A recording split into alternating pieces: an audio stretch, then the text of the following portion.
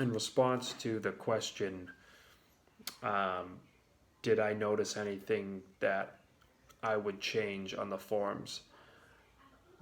Specifically, the form that I analyzed, I thought when you hold it up to an ethical standard, an ACA ethical standard, it's it doesn't take a long time to realize that you know not everything touched upon in the ACA Code of Ethics and the informed consent form of True North counseling, you know, are everything. Not everything is touched upon, and so I don't know if there's anything that I would change with their form, or more so something that I would um,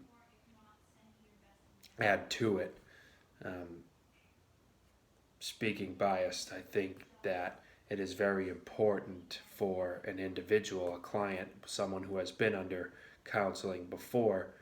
Um, it makes me feel, being in the shoes of the client, to know exactly what I'm getting into and as thorough and know exactly what I'm signing. Um, and so I think that True North did a great job of touching on. Um, they did a great job of touching on what the services that the client's going to be getting, the confidentiality, their responsibility with HIPAA legally, as well as appointments or termination, or the potential costs of termination or not showing up for an appointment, and what will happen if signing.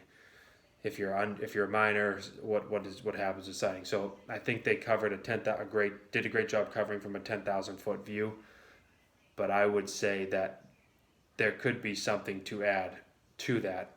For example, the ACA talks about the ACA Code of Ethics does a great job when they share on what's necessary as far as distance counseling and technology.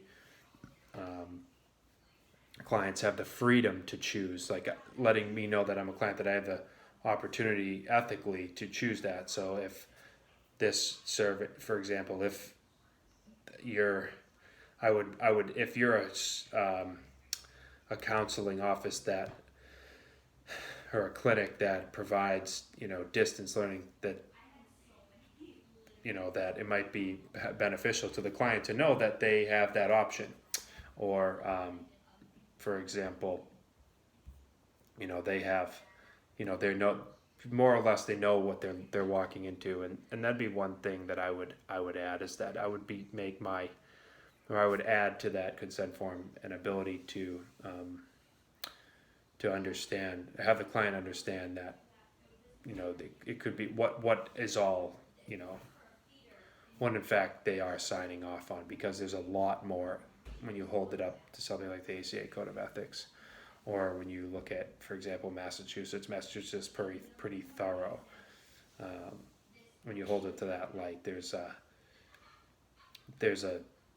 it makes you go the long way, so to speak. And so, not so much anything that I would change, but something that I would add to.